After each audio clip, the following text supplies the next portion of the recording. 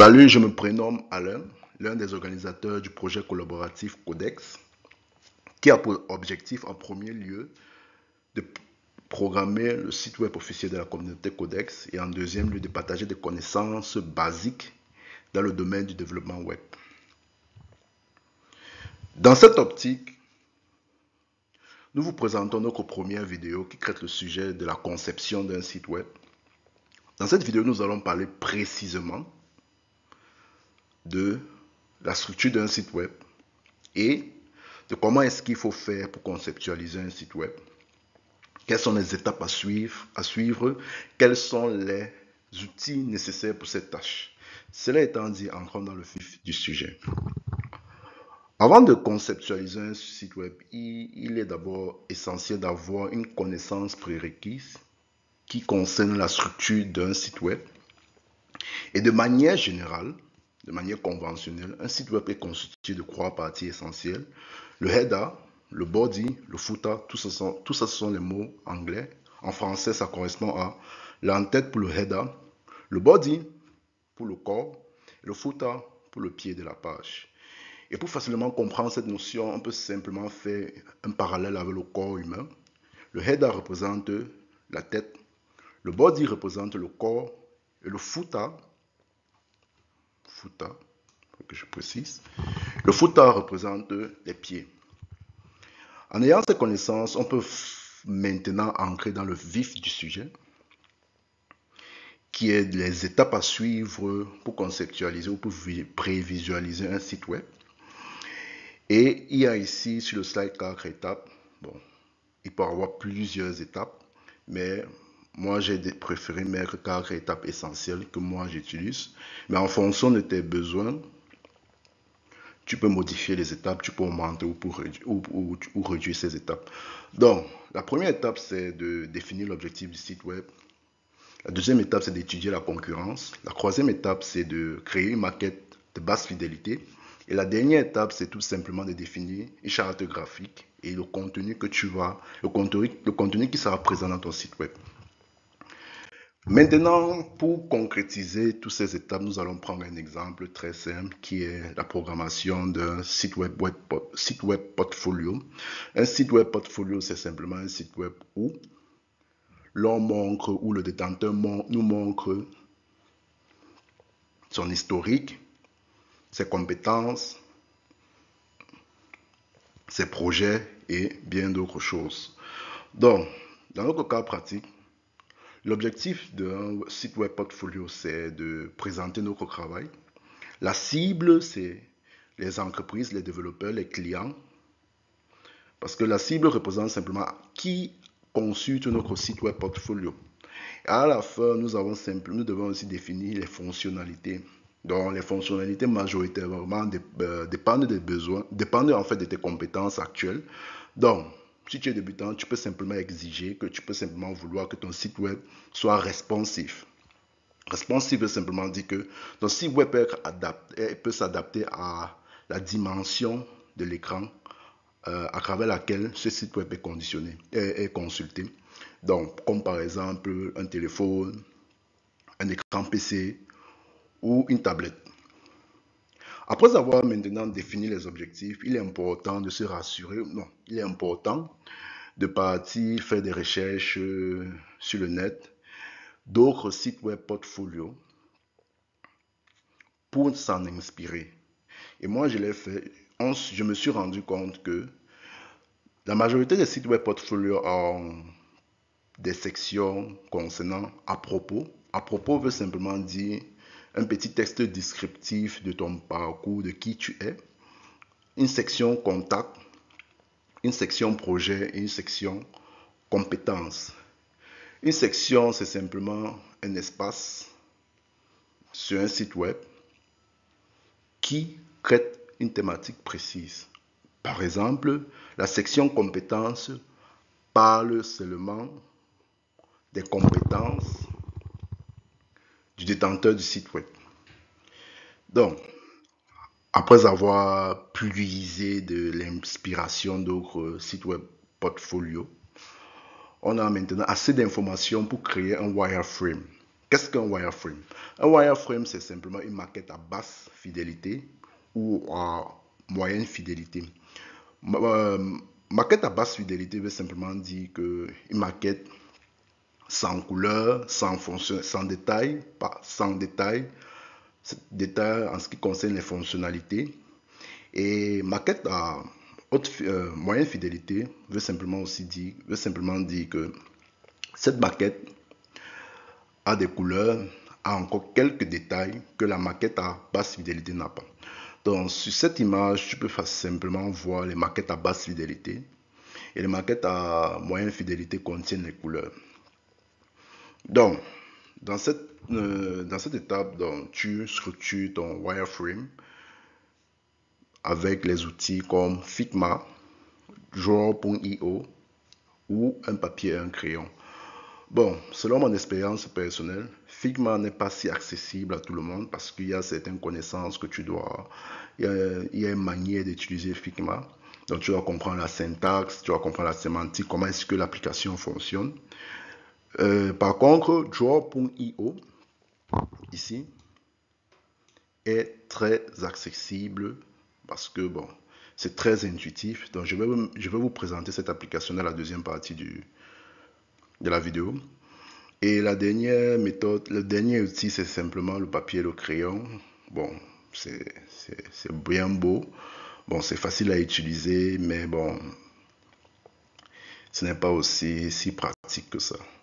Donc, après avoir dessiné ton wireframe, tu structures un beau wireframe, tu es satisfait de ton web portfolio, du moins de la structure de ton web portfolio. La dernière étape consiste tout simplement à choisir la charte graphique et le contenu de ton portfolio.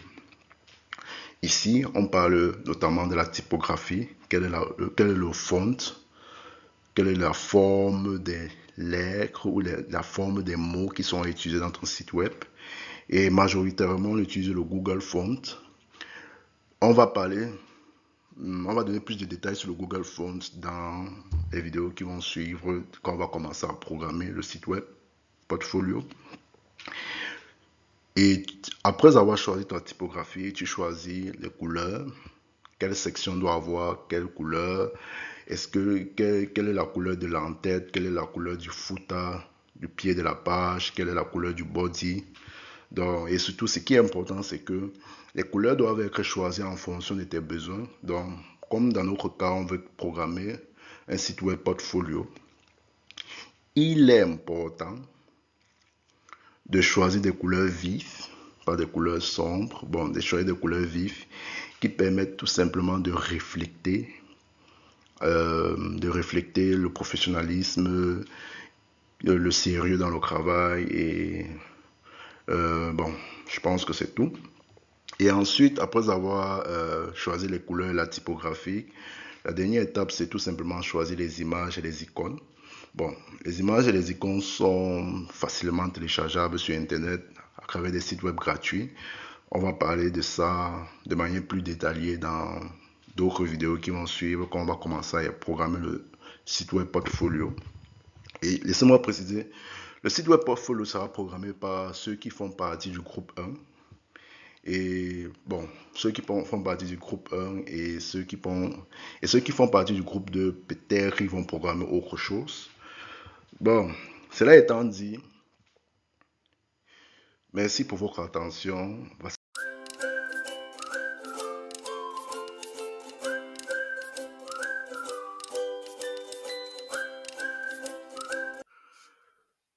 Bienvenue dans cette deuxième partie de la vidéo. Si vous avez bien suivi la première partie, nous avons parlé des étapes à suivre pour conceptualiser un site web. La première étape qui s'agissait de définir l'objectif, la deuxième étape d'étudier la concurrence, la troisième étape dessiner un wireframe et la quatrième étape définir la charte graphique et le contenu du site web. Nous avons pris un exemple pratique, un cas pratique, notamment la programmation d'un site web portfolio. Et dans cette deuxième partie de la vidéo, nous allons en fait concevoir un wireframe pour un site web portfolio en utilisant l'application Draw.io. Donc, Ce que nous allons faire dans cette vidéo, c'est tout premièrement ouvrir Draw.io et avec cela dessiner la maquette de notre site web portfolio et ensuite présenter la maquette complète et à la fin présenter le site web. Toutes ces étapes que je viens de citer vont nous permettre, va te permettre de facilement, ça veut dire de concrétiser, d'aller de, comment on dit ça, d'aller de la théorie à la pratique. Donc, j'espère que cette vidéo va t'apporter un peu de valeur. Et sur ce, commençons la vidéo. Donc, tu ouvres ton navigateur Chrome et voilà, tu ouvres ton navigateur Chrome. Dans la barre de recherche, tu tapes draw.io. Bon, ça apparaît déjà. Je réduis un peu ceci. Voilà. Bon, désolé, mon ordinateur en allemand. Donc, neues Diagramm erstellen veut simplement dire créer un nouveau dessin, un nouveau schéma. Vorhandenes Diagramm öffnen, c'est que ouvrir un ancien fichier ou un ancien schéma. Donc, ici, on va créer un nouveau schéma. Le nom, ce sera website portfolio.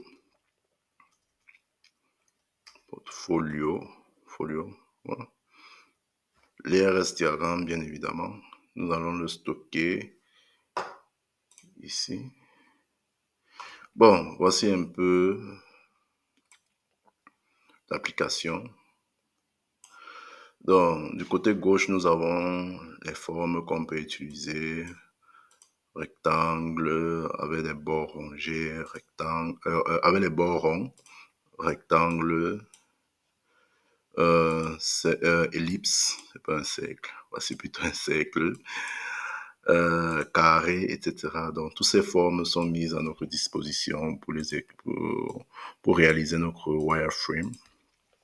Et surtout, ne vous inquiétez pas, je vais mettre les ressources à votre disposition pour comprendre les terminologies comme maquette avec basse fidélité, maquette avec haute fidélité ou moyenne fidélité. Donc, il y aura cela dans la description de la vidéo. Donc, cela étant dit, nous avons déjà rempli le premier point. Encore maintenant le deuxième point qui consiste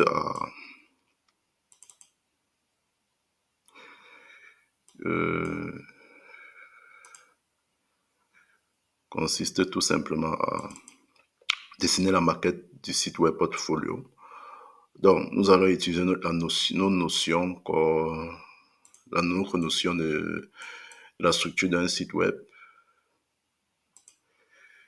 Et s'il vous plaît, une minute. Voilà. Notre notion de la structure d'un site web. Bon, nous savons très bien qu'un site web est constitué de trois parties, notamment le header. Bon, permettez-moi d'écrire en anglais. Et ensuite, bon, comme je duplique seulement. Je duplique aussi. Bon, le header, le body,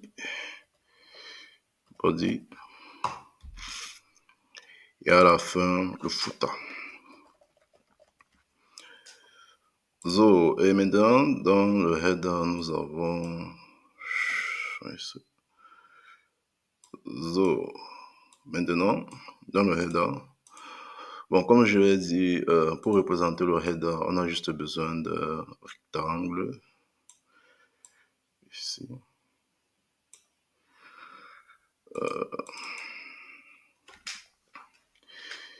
Bon, mon portfolio, ça c'est juste l'entête du header, mon portfolio. Bon, l'entête, en fait le titre de l'entête autant pour moi, mon portfolio. Je veux que le texte ici se retrouve à gauche et tout en haut, donc je change ici, ça se retrouve ici, et je veux que ça se retrouve tout en haut, texte, style, non, style, non. Je sors, je clique plutôt ici, voilà. Texte tout en haut, portfolio.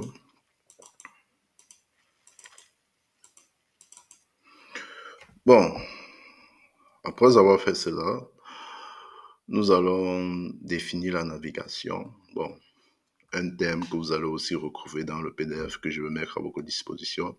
Et dans la navigation, bien évidemment, après avoir fait les recherches sur le net, sur comment est-ce que les autres sites web portfolio ressemblent, on s'est rendu compte qu'il y a toujours une section, bon, une partie à propos, section à propos, partie à propos, la même chose. Ensuite, on a une partie projet, une partie contact et finalement une partie compétence. Bon, comme c'est un wireframe à moyenne fidélité, donc il est important de préciser les parties cliquables du header ou de l'entête. Donc, par exemple, mon portfolio, le mot, bon, les deux mots mon et portfolio, ne sont pas des parties cliquables, donc je ne veux pas le préciser. Et pour le préciser, c'est tout simple. Tu pars simplement, tu soulignes le mot, enfin, du moins, tu soulignes l'élément. Donc, on souligne ici. Comme ça, quand je serai en train de programmer, d'écrire le code, je vais savoir automatiquement que, ah, ok, cette partie est cliquable. Et quand on clique dessus, ça nous renvoie à la section qui correspond au nom. Donc, si je clique sur compétences, ça va me renvoyer à la section compétences dans mon site web. Donc, c'est un peu ça. Donc, en fait, ce qu'on a fait ici en haut, c'est de à propos à compétences, c'est juste la navigation. Donc, ce qui nous permet facilement de naviguer à travers le site web. Donc, après avoir fait cela, il faut maintenant qu'on définisse les couleurs. Donc, moi, particulièrement, je suis parti sur du bleu. Donc, j'aimerais que ceci, mon portfolio aussi, soit en blanc. Bon, je peux en mettre ça en blanc parce qu'on a un fond blanc. On a un fond blanc. Donc, je le laisse une fois qui est en noir, mais les autres parties de la navigation, j'aimerais qu'ils soient en bleu. Donc, comment on fait pour mettre les couleurs? Donc, ce que tu fais en sorte, tu sélectionnes simplement ce qu'il faut mettre en couleur. Tu cliques ici, tu choisis une couleur. Bon, moi, je choisis le bleu vif. Bon, je ne sais pas si c'est le bleu vif, mais dans la midi, si c'est le bleu vif. Donc, anwenden pour dire utiliser, appliquer la le truc qui dérange. Oh, c'est Ausblenden. Anwenden. Donc, vous pouvez voir que voilà ça en bleu. Donc, maintenant, après avoir fait cela, nous avons la deuxième partie, qui est le body. Et dans le body, comme je l'ai si bien dit, le body est juste constitué de plusieurs sections. Donc, ce que je veux, plusieurs sections qui, bon, comme la section est simplement une partie du site web qui représente, qui crée une thématique précise. Donc, on repasse sur nos objectifs, dessiner le header et la navigation, c'est fait. Maintenant, dessiner une section du body. Bon, ici, on va simplement dessiner la section de la propos et ensuite, ensuite on fera les étapes qui suivent. Ce qu'on va faire, c'est dessiner la propos. Donc, une section est représentée par un carré, par un rectangle, autant pour moi.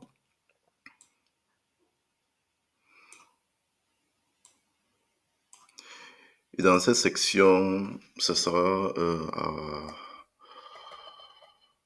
va traiter la thématique à propos. Donc, à propos, c'est simplement, quand on dit à propos, ce n'est pas facilement compréhensible, mais c'est juste une section qui donne, là où il y a un texte descriptif de celui qui a le site web donc, et sa photo. Donc, à propos, ça sera le titre de la section. Donc, je le mets tout en haut. J'augmente un peu la taille ici pour que ça soit intéressant.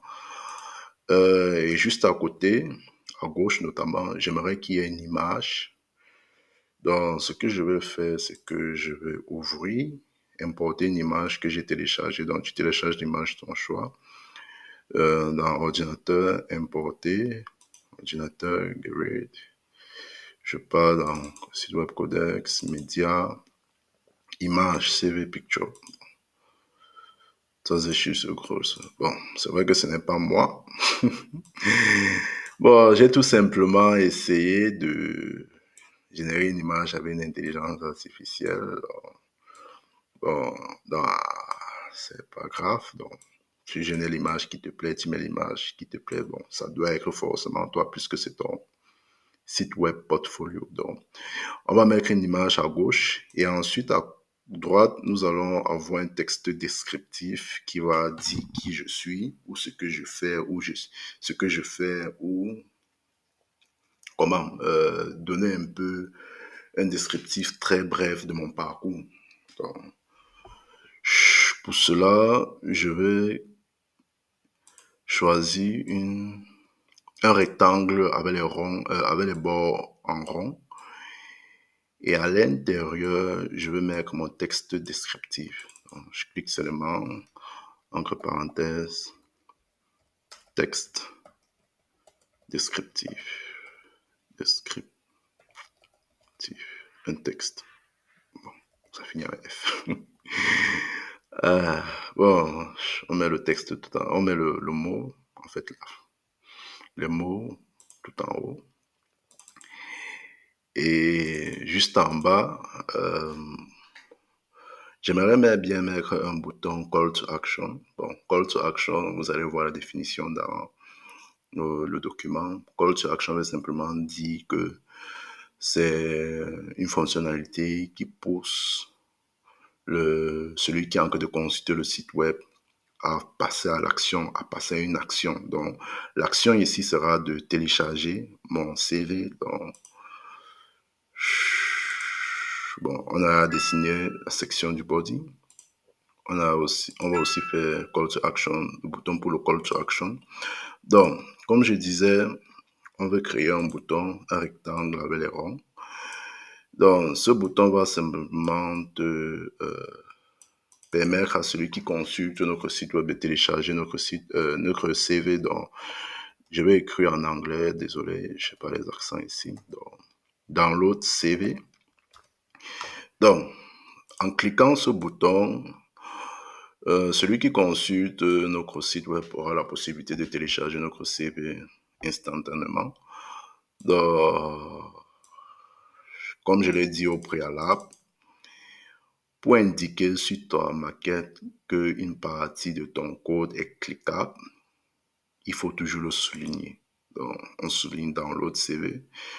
Mais quand tu regardes ici à propos, tu vois que ce n'est pas souligné parce que ce n'est pas cliquable. Donc, maintenant, on va choisir les couleurs. Je pense que c'est bon. Donc, j'aime le bleu. Donc, désolé. Le bleu, je pense que je vais choisir encore une couleur bleue. Donc, d'abord, la couleur de la section à propos, je veux que ça soit en bleu. Voilà, je trouve que c'est joli. Et ici, la section pour le texte descriptif. La partie du texte descriptif, attention, c'est pas une section. La section, c'est à propos. Bon, la partie du texte descriptif. Bon, c'est pas mal.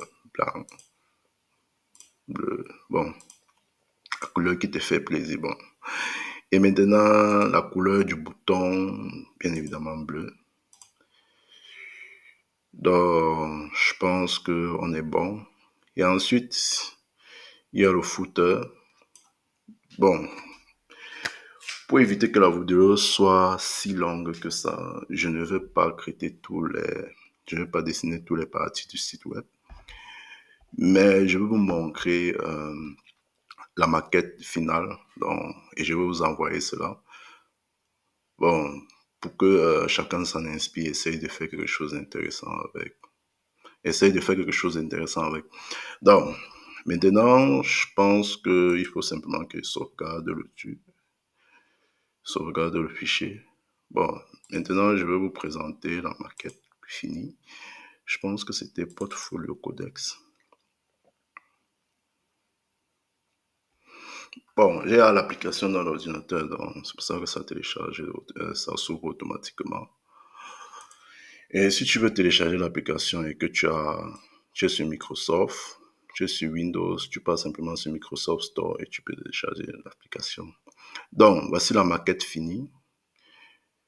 Vous pouvez voir section à propos, projet, section, mes compétences et à la fin on a un footer. Voici le corps, voici le header et voici le footer. Donc, dans le footer, on a les icônes qui te permettent simplement désolé, les icônes qui te permettent simplement de diriger celui qui consulte, bon, qui permet simplement de diriger celui qui consulte ton site web vers tes réseaux sociaux. Donc, c'est un peu ça. Maintenant, je vais vous montrer le site web pour que vous ayez un aperçu un peu plus concret. J'ai à programmer le site web. Donc, voici le site web. Il faut que je partage mon écran. Voilà. Voici le site web. Donc, si vous, si je zoome ici. Donc, si tu vois bien, si vous voyez bien, c'est comme je l'ai si bien dessiné. Proof of work, à propos, compétences, projet, contact, donc tout ça est cliquable. Tu descends à compétences, tout ça est cliquable. Donc, à propos, l'image, description, je suis un étudiant en informatique, passionné de blablabla. Et le bouton pour télécharger le CV, donc si tu cliques dessus, ça va ouvrir un autre onglet. Là, on va télécharger le CV. Bon, un autre onglet autant pour moi dans Lebenslauf. Section compétences, projet. Si je clique sur voir projet, ça va ouvrir le projet en question. Bon, l'un de mes projets, l'album que j'ai eu à créer. Un album photo en ligne, donc web. Donc, merci pour votre attention. J'espère que cette vidéo a été très intéressante pour vous. Si vous avez des questions, n'hésitez pas à me contacter. N'hésitez pas à prendre contact et passez une très bonne soirée. À plus.